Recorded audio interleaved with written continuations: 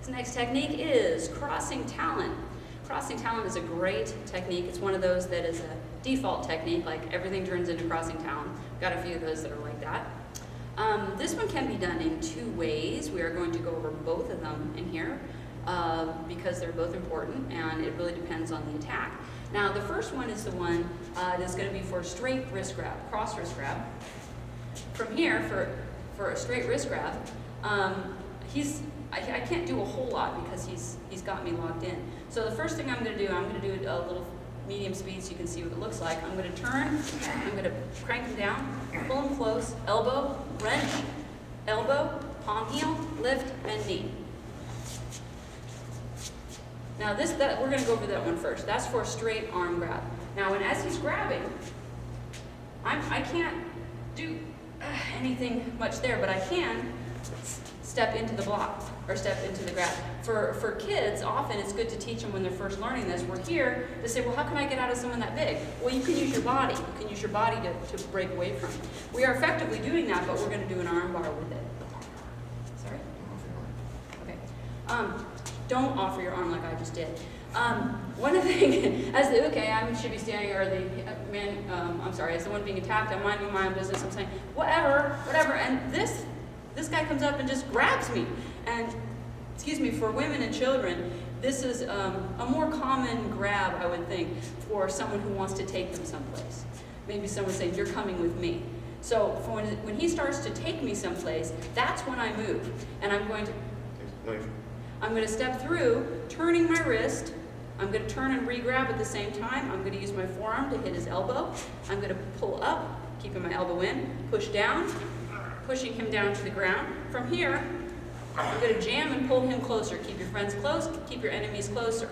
If he starts wiggling around like that, he's not going to have a whole lot of time to do that because I'm going to take my elbow, I'm going to blast him upside the head. Then I'm going to reach down and grab with my claw. Again, if you want to go up near the eyes to do that, you can just as well.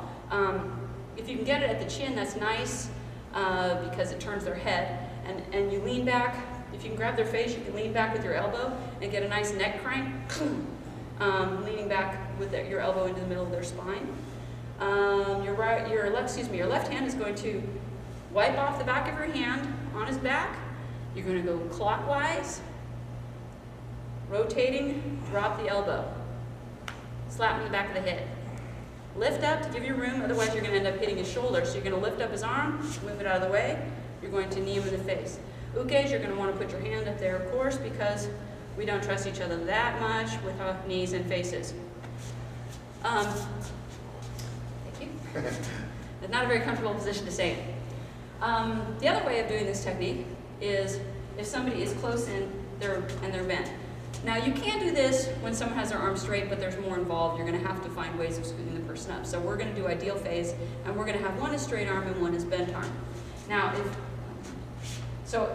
with his arm bent like this, what I can do is take my wrist, turn it up, and I'm going to take my two fingers, I'm going to check here, and I'm going to point them down. So I'm going to come up, and I'm going to say, hey, I'm going to go down. I'm going to try and get my hand into the side of his wrist if at all possible, but I'm going to try and get him to point down. As the ukes, if you don't know it yet, if you have never dealt with wrist locks and such, when someone gets you to a point of pain, you do a double tap. Let's say, hello, you're hurting me, you're going to break my wrist. Universal sign, tap, tap, hello, let go. So the idea is when he grabs me, I'm going to check, I'm going to point down, and I'm going to get him to collapse a little bit. From this point, I can re-grab. I'm going to take my left hand, I'm going to go up to where his elbow is, roll it around, again, push him over in that same compromised position, pull as needed, elbow. His head is kind of low to hit though, so if you're having a little trouble with that, you can always plant an elbow somewhere else, and then you can palm, heel strike, rip, tear, and the rest of it's the same. It's just how to get into it. Thank you. How to get into it is a little bit different. Crossing Talon is a great move. You can get into it from almost anywhere. What you want to avoid on this one is stepping through and not having a good strong stance. This one is one of those that's really, really important. When you get them down, really sink in your stance, because if a person is anchored down, they're going to want to be trying to wiggle to get out of it. With other moves, you can get away with a higher stance without a problem because you're not really bracing them. This one, you want to make sure that you are especially low. Get their shoulder plastered onto your thigh if at all possible. Pull them forward and to get that elbow in. But you want to have a really strong base on this technique so they don't pull you off your center. Okay? Huh? Yeah. So another technique they can use too is at this point when you are here and you've just done the elbow drop and you did the heel palm to the base of the head and you've got their head. Amy mentioned that you can lift the arm up to get the path for your knee to hit the head. One of the other things you can do is actually push his head down further and then drive. So almost in essence kind of a sandwich there, like so. That's a good point. Anytime that you're having trouble reaching a target, you can either move your weapon closer, move the target closer, or both.